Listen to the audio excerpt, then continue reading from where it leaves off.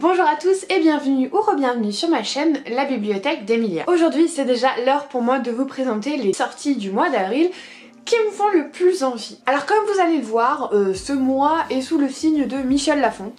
C'est pas un éditeur que d'habitude je lis énormément, je sais pas si sur les 3 dernières années j'ai lu plus de 2 ou 3 livres de cet éditeur, mais avec grande surprise, en faisant mon top 10, je me suis rendu compte qu'il y avait beaucoup de titres chez Michel Lafon ce mois-ci, donc ne soyez pas étonnés, je suis pas sponsorisée, hein, mais voilà, comme quoi des fois il y a certaines maisons d'édition qui certains mois ont un catalogue qui m'attire énormément. Il s'agit du 3e tome de la série Bretzel et beurre salé et c'est L'habit ne fait pas le moine. Ça sort chez Calman Levy et c'est écrit par Jean et Margot Lemoal. Donc le 6 avril nous allons avoir le 3e tome de cette saga Cozy Mystery à la bretonne où nous suivons Catherine, une quinca qui à la base venait de Strasbourg et qui a tout quitté à la suite d'un divorce un peu compliqué pour s'installer en Bretagne et ouvrir son restaurant de choucroute.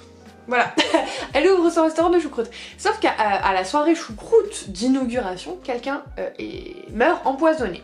Et du coup, tous les soupçons se tournent vers elle et elle va enquêter pour tout simplement se disculper. Donc ça c'est le pitch du 1er tome. Je n'ai pas encore lu le 2e, mais je compte le dire. Et donc là, dans ce 3e tome, l'intrigue de base, le grand truc, c'est que le mari de Cathy va venir l'embêter jusqu'en Bretagne. Voilà, il va venir s'installer en Bretagne. Et on va suivre donc encore la résolution d'un meurtre. De toute façon c'est un cozy mystery, hein, c'est un peu l'habitude. J'aime beaucoup cette série, même si j'ai lu que le 1er tome, parce que tout simplement c'est très léger, c'est vraiment sans prétention et je le redirai jamais assez, mais je trouve les auteurs beaucoup trop gentils. Voilà, c'est des gens simples et gentils et du coup je pense que je me procurerai ce 3e tome. D'abord je vais lire le 2e hein, quand même, mais bon. Ensuite le 7 avril, premier livre chez Michel Lafon, il s'agit des Dominos de la vie de Laure Manel. J'étais obligée de placer ce titre parce que j'ai une amie à moi qui est fan de Laure Manel et moi je n'ai encore lu aucun de ses livres. Mais je trouvais le sujet de celui-ci vraiment intéressant en plus parce qu'on va suivre une patiente qui guérit enfin après plusieurs années d'un cancer.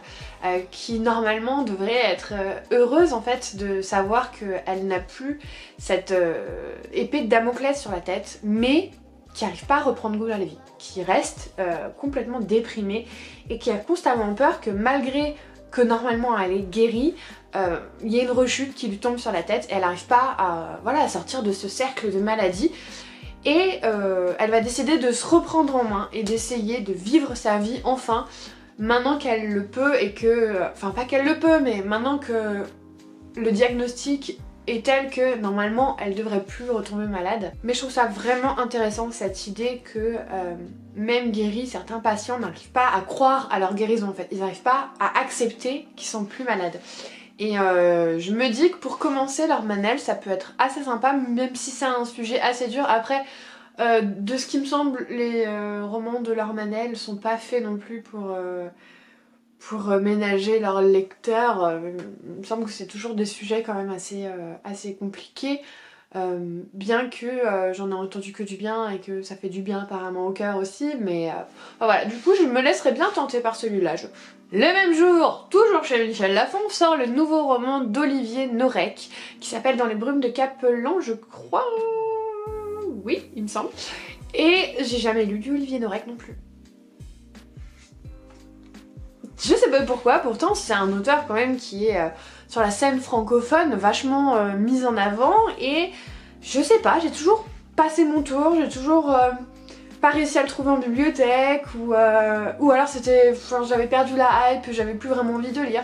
Donc je me dis voilà, ce sera peut-être l'occasion de lire un Olivier Norek dans ma vie. De ce que j'ai compris sur ce livre, on va être embarqué sur une enquête mais sur une petite île un peu secrète presque, avec des brumes, une ambiance très gothique et un policier en fait qui s'y serait réfugié depuis 6 ans et qui n'aurait traité que des affaires qui sont vraiment classées secret défense plus. Et je me dis peut-être que sa vie va être en danger suite aux connaissances qu'il a justement de ses enquêtes. Je sais pas trop plus où ça va, mais déjà l'ambiance brumeuse, gothique et tout, c'est un sujet, un thème que j'aime pas mal. Alors souvent c'est plutôt en fantasy, Mais là je me dis pourquoi pas tenter dans le policier, c'est un petit air presque sherlockien je trouve. Et donc voilà, ce sera peut-être l'occasion pour moi, voilà, de lire du Olivier Norek. Pourquoi pas?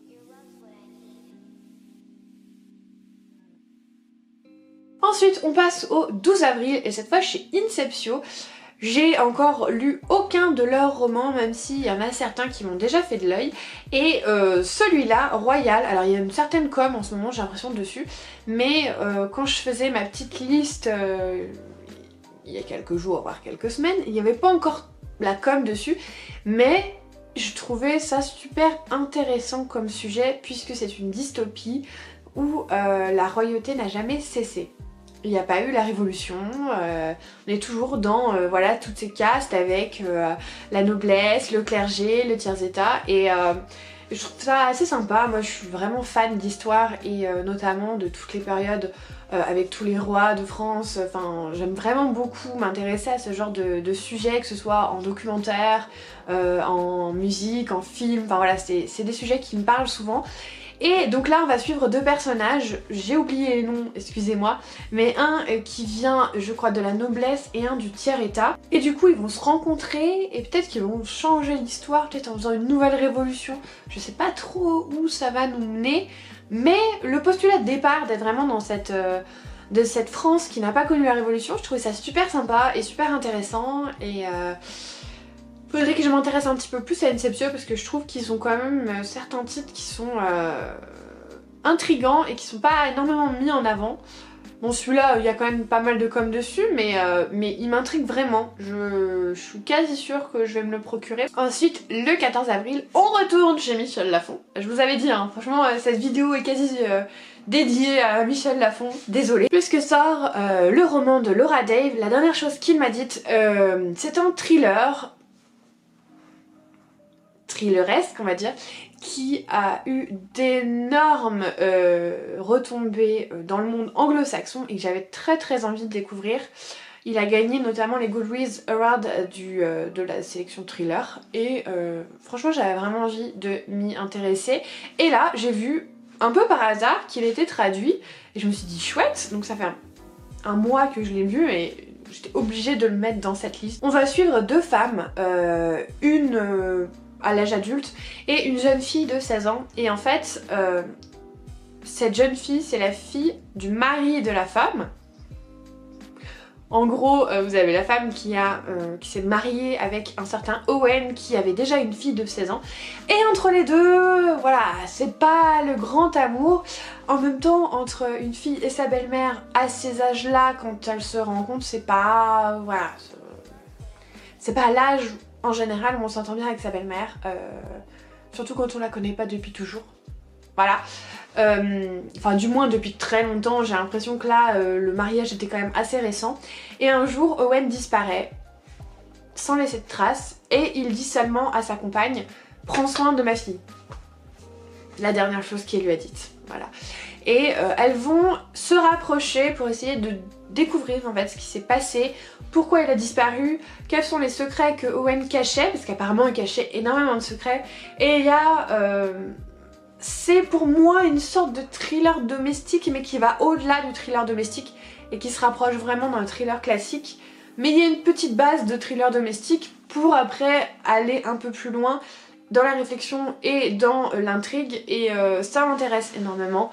Déjà parce que de base je suis totalement pas fermée au thriller domestique et puis bah, comme je vous dis j'en ai entendu tellement de bonnes choses que quand j'ai vu qu'il était traduit j'ai eu très envie de me faire ma propre idée sur ce livre. Ensuite le 14 avril toujours sort chez De Saxus le 4e tome de la saga The Bone Season de Samantha Shannon. Il s'agit du... le nom c'est Le Masque Tombe et donc c'est la suite des aventures de Paige Mahoney qui est une clairvoyante. Et en fait la clairvoyance c'est le fait de pouvoir manipuler l'éther qui est un espèce de fluide énergétique qui correspond à l'entre-deux mondes, entre le monde des vivants et le monde des morts. Ça peut aller de la voyance, de la manipulation mentale, de le fait de posséder le corps de quelqu'un d'autre. Également être le fait de lire les pensées par exemple. Voilà, c'est tout cette espèce d'entre-deux un peu mystique. Et dans le monde de Paige, les clairvoyants sont chassés, c'est interdit de pouvoir pratiquer la clairvoyance, même s'ils l'ont pas choisi, hein, ils sont nés avec, mais bon. Donc on va suivre son parcours avec différents personnages, mais je peux pas trop étayer là-dessus, sinon je spoil les 2 premiers titres. Je vais lire ce mois-ci le tome 3.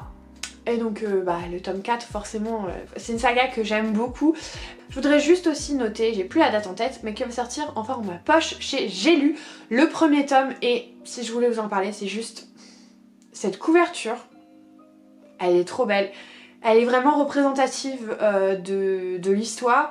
Et pour un format poche, je trouve que c'est une très belle couverture et ils ont fait un super travail là-dessus, donc voilà, je tenais juste à le souligner. Le 15 avril, cette fois-ci, sort chez Léa Édition la suite de Three Dark Crowns, qui est sortie il n'y a pas très longtemps et qui s'appelle One Dark Throne.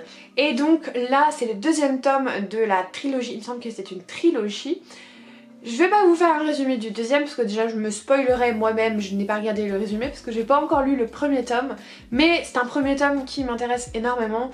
On est dans un monde où les reines en général donnent naissance à des triplés. Donc déjà on est dans un rénome, ça me plaît, et du coup systématiquement elles donnent naissance à 3 enfants, 3 triplés qui le jour de leurs 16 ans doivent s'entretuer pour gagner la couronne. Chacune d'elles a ses propres capacités, sa propre personnalité et elle doit tuer les 2 autres afin de pouvoir monter sur le trône. Ça a l'air un peu dark quand même si ça reste du YA il me semble, ça tourne quand même sur quelque chose d'un peu dark parce que les sœurs doivent se tuer entre elles. Et puis cette histoire de Rénome, je trouve ça super intéressant, super intriguant, et en plus il est tout petit, il fait 350, 60 pages, donc il faut vraiment que je le lise. Mais vu que c'est un tome 1 qui m'intéresse énormément, même si je ne l'ai pas encore lu, forcément le tome 2 devait se retrouver dans cette liste. Le 20 avril sort chez Charleston Le Manoir aux Roses de Tracy Reese. Et là, si ce roman m'intrigue, c'est parce qu'on est dans du Downton Abbey. En gros, on va suivre Mabs dans le Londres des années 1900 qui va se faire embaucher dans une riche famille comme domestique dans leur manoir et elle va découvrir que voilà, les secrets de la famille sont... voilà, c'est plein de secrets, de manigances, c'est très Downton Abbey et moi j'adore aussi ces ambiances, c'est Londres des années 1900, 1880 à 1900, 1910 là, toute cette période là voilà, c'est une plage de l'histoire qui m'intéresse beaucoup. Je suis fan à chaque fois de livres, de séries, de films qui sont vraiment dans cette période et forcément, moi qui adore Downton Abbey, je pense que je vais beaucoup aimer ce livre. Je sais qu'ils en ont publié un, je sais pas si c'est le mois dernier ou le mois encore d'avant, un peu similaire, mais j'avais pas vu la sortie. Donc je me dis celui-ci, il peut être pas mal. En plus des lectrices Charleston, j'en ai entendu de bons retours. Donc je me dis pourquoi pas, je crois qu'il est assez gros quand même. Mais donc si vous aimez Downton Abbey, si vous aimez les domestiques qui écoutent les petits secrets des nobles, je pense que ce livre peut vous plaire. Et enfin pour clôturer cette liste, nous avons le 28 avril chez De Saxus, la suite et fin de la duologie des saisons de la tempête. Alors, je l'ai mis dans cette liste parce que j'ai envie de finir la duologie parce que c'est 2 livres, je me dis j'ai déjà lu le premier, ils sont pas ultra longs, c'est pas des grosses pavasses, donc j'ai envie de savoir la fin, mais c'est pas une histoire qui m'avait transportée. C'était sympa, mais sans plus. Mais je me dis peut-être que le 2e tome va apporter des choses qui manquaient au premier, donc pourquoi pas. En fait, on va suivre 4 saisons. En fait, les saisons sont des personnifications et les humains sont catégorisés comme saisons, enfin les humains. Certains humains sont choisis et vont représenter l'hiver, le printemps, l'été et l'automne. Et la particularité, c'est que chaque saison doit tuer la précédente pour passer à sa saison. Alors évidemment, ils meurent pas pour de vrai, hein, ils se réincarnent, mais à chaque fois ils doivent tuer leurs potes quoi en gros. Voilà. Et on va suivre notamment Jack et Fleur qui sont donc l'hiver et le printemps. Et Jack et Fleur, bah ils sont amoureux, donc c'est toujours compliqué pour eux de se tuer, de se laisser tuer. Il y a une histoire où Fleur est censée tuer Jack, mais du coup elle va le laisser filer de temps en temps, elle va prendre son temps, et du coup en fait ça pose des problèmes parce que l'hiver est trop long et du coup les semences ne poussent pas bien, enfin voilà, il y a plein de thématiques autour du climat qui font que ils se font un petit peu taper sur les doigts par les responsables, hein, qui sont Chronos, le temps, et Gaïa, la terre. Et donc on va suivre cette petite bande parce qu'il y a aussi deux autres saisons, l'automne et l'été, qui vont être représentées également dans ce livre et qui vont avoir une grande part dans l'histoire. Et voilà, je peux pas... Après je peux pas évidemment vous donner le résumé du tome 2 parce que sinon je vous spoil tout le tome 1. Mais je me dis, voilà, c'est une duologie, c'est sympathique. Ça casse pas trois pattes à un canard, mais c'est sympathique. Donc j'aimerais bien lire la suite et fin pour me dire que j'ai terminé une saga aussi. Je crois que j'en ai besoin, j'ai besoin de terminer une saga. J'en ai encore terminé aucune depuis le début de l'année, j'en ai commencé 7, ça ne va plus, ça ne va plus. Donc voilà, c'était mon dernier titre de cette liste. N'hésitez pas à me dire quel titre vous avez en radar pour ce mois d'avril et que je n'ai pas inclus dans ce top 10 de mes sorties les plus attendues pour le mois d'avril. Et puis bah écoutez, en attendant, je vous souhaite d'excellentes lectures et comme d'habitude, je vous fais des bisous!